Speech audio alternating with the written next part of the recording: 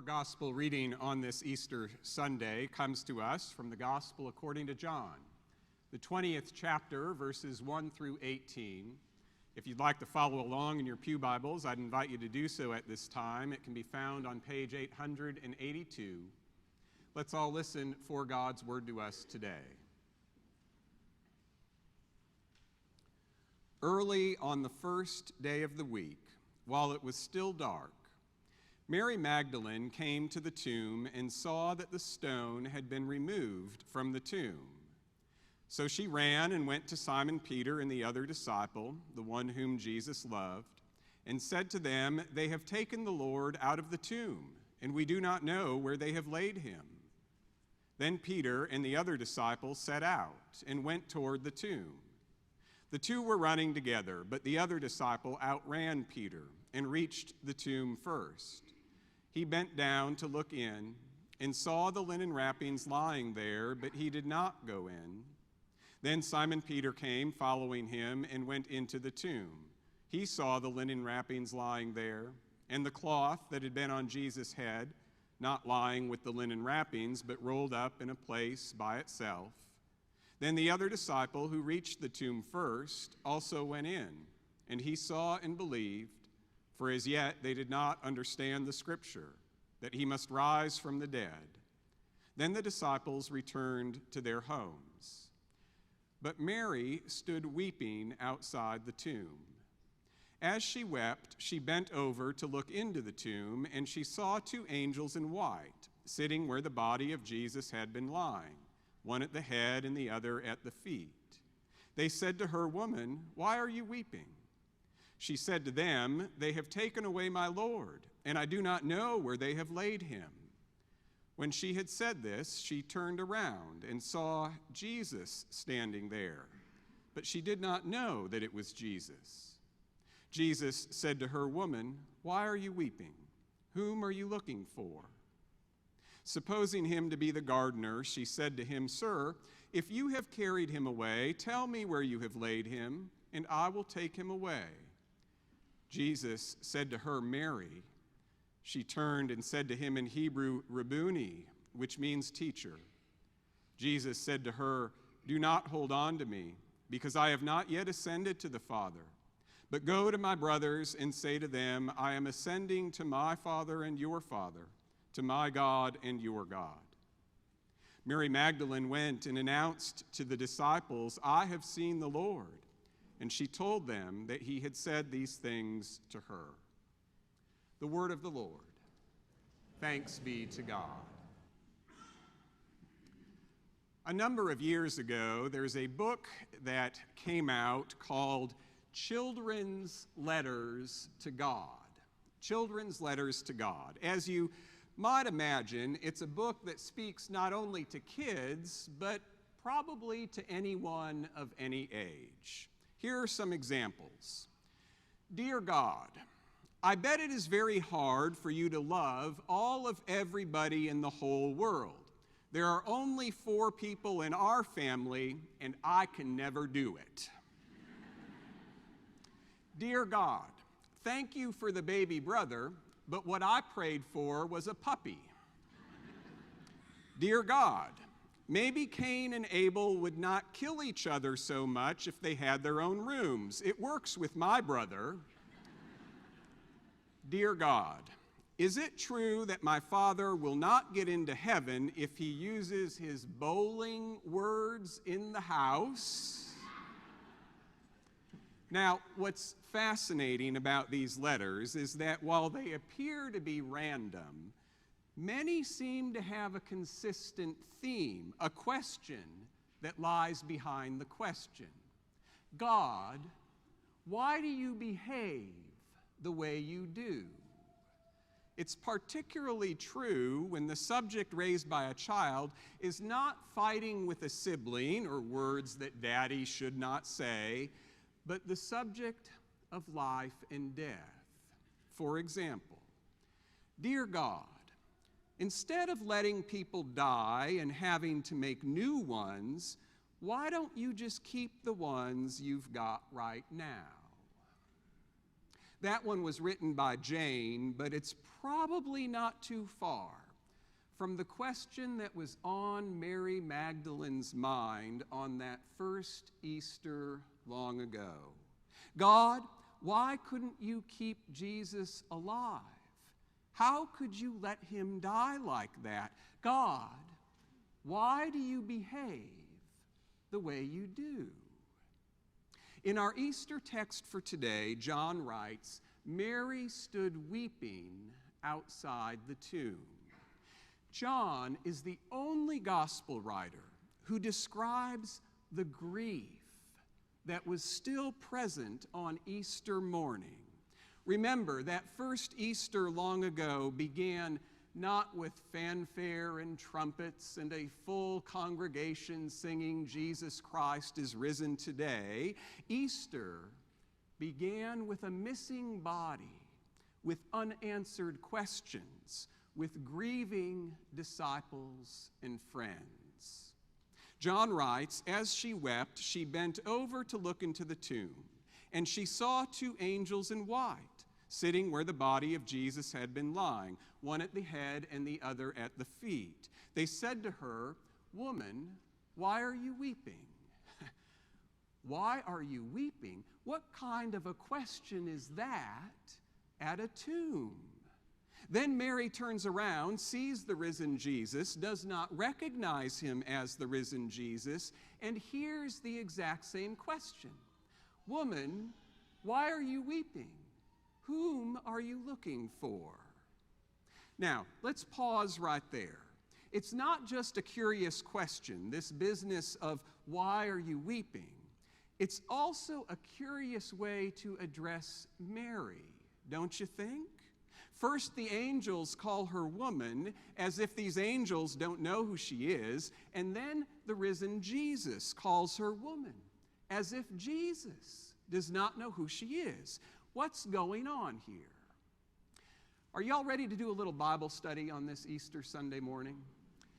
Whether you're ready or not, you're going to do a little Bible study with me on this Easter Sunday morning. If any of you are familiar with John's Gospel, you know that the Gospel writer John loves to work on multiple levels. What's happening above the surface and what's happening below the surface.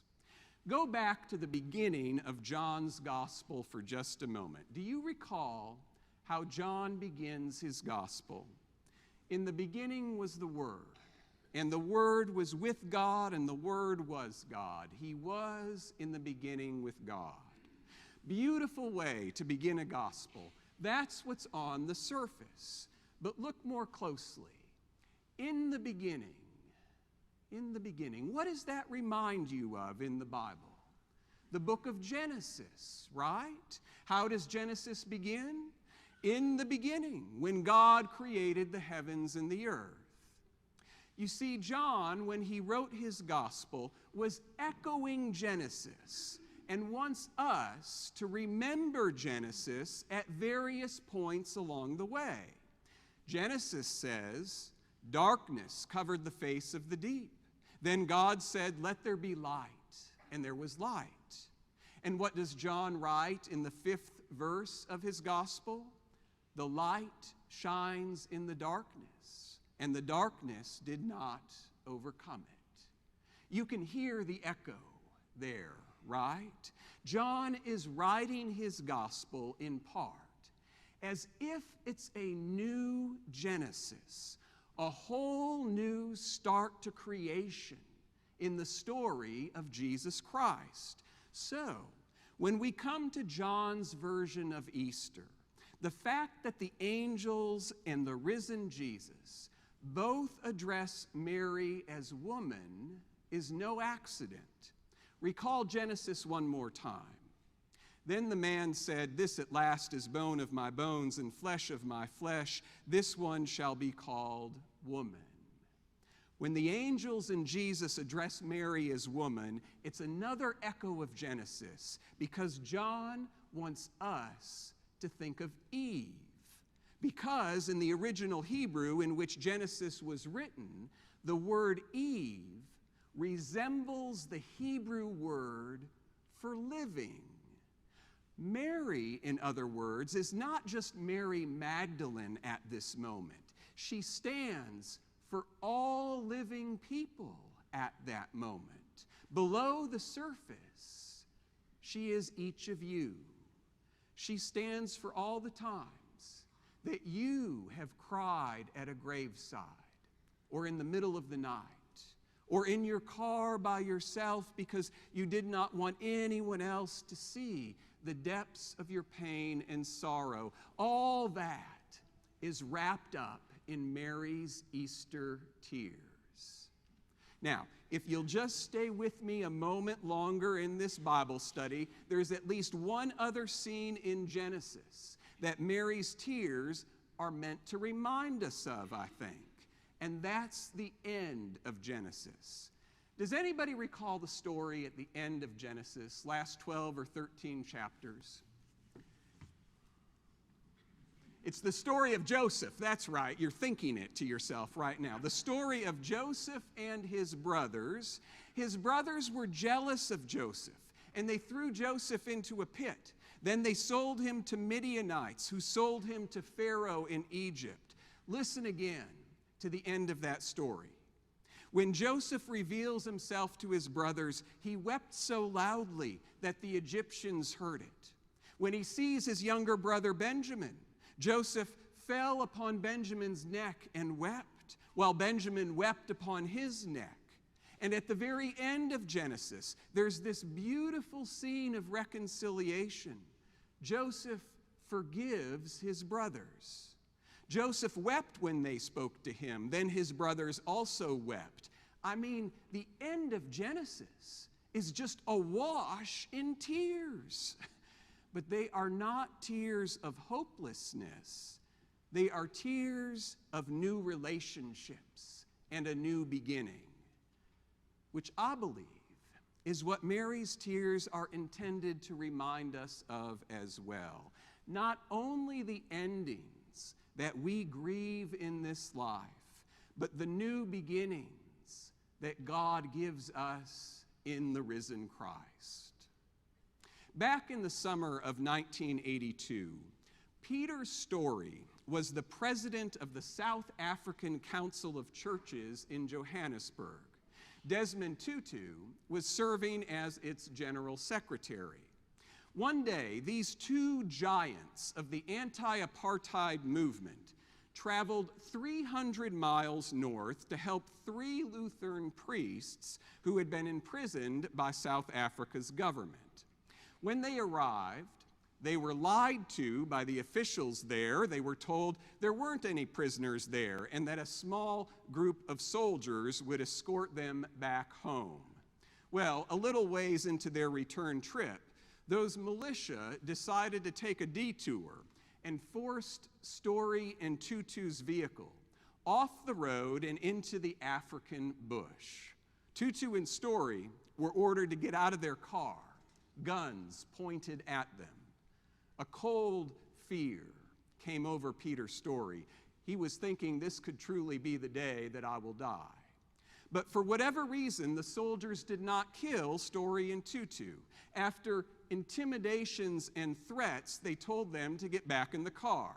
The militia headed back the way they came. Tutu and Story also drove, but they went the opposite direction, as far and as fast as they could. After a bit of silence, Desmond Tutu said, "Peter, we nearly died back there. They could have shot us as easily as swatting a fly. We must thank God for preserving our lives." And immediately, Desmond Tutu launched into prayer in that car.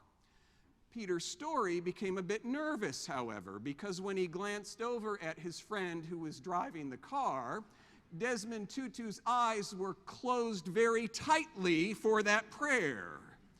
Now, Peter Story is a person of great faith, but he's not about to say at that moment, "Jesus, take the wheel." So he grabs the steering wheel and steers the car while Tutu continued with his prayer of thanksgiving to God. I mean, it was quite a moment.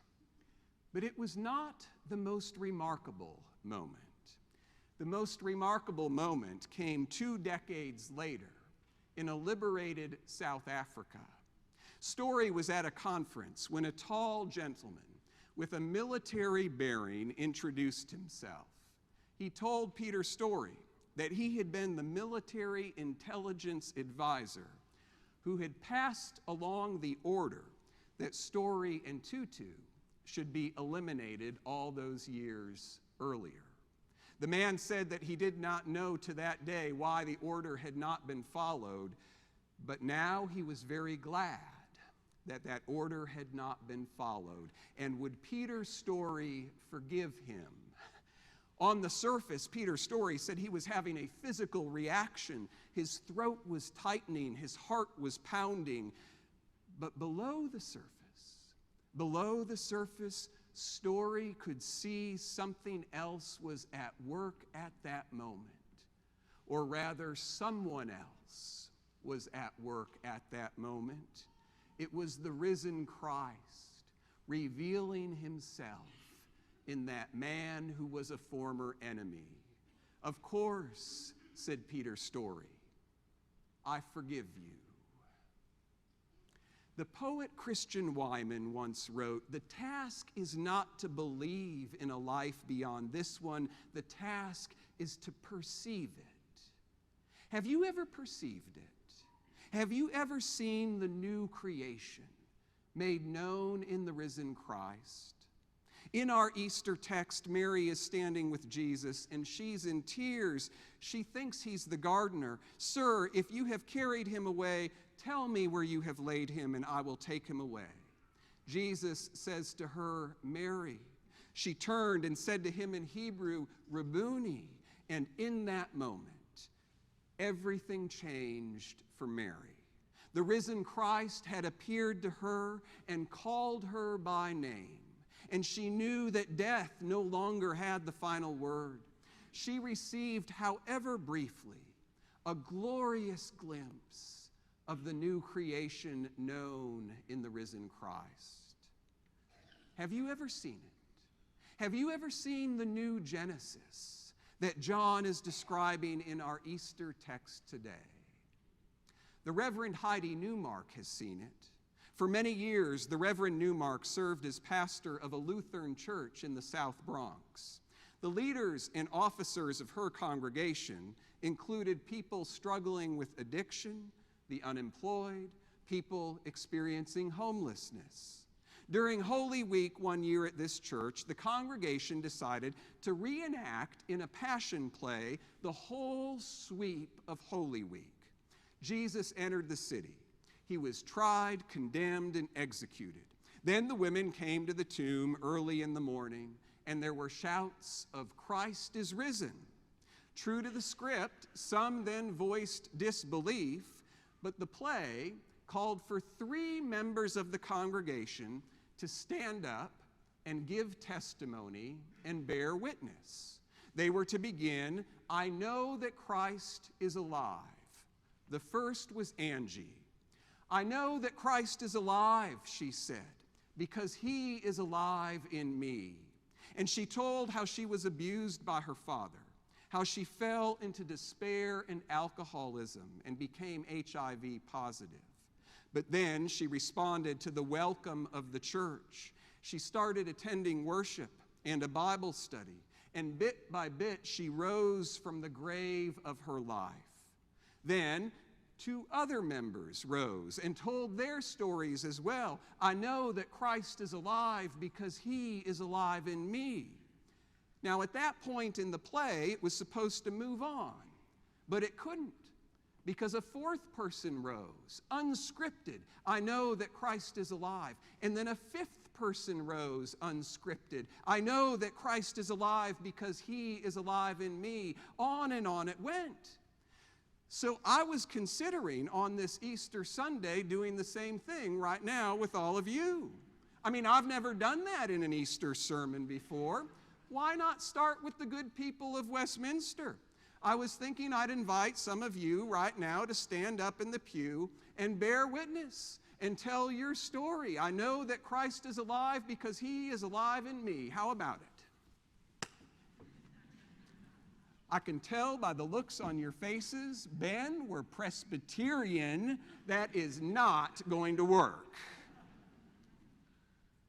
But you do know there are other ways that it can work, right? You see, the movement of John's Easter story is from weeping to witnessing. And you don't have to spontaneously stand up in your pew right now to be a witness.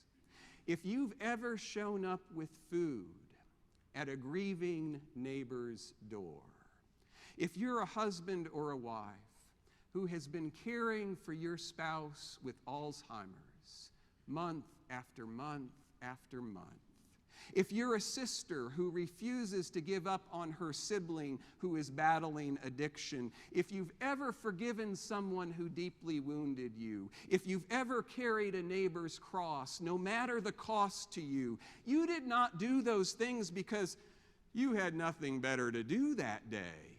You did them because Christ is alive in you. Friends, the good news today is that the risen Christ can show up in whomever he wants, wherever he wants, whenever he wants. He can show up in a former enemy in South Africa or in any neighborhood right here in Greenville.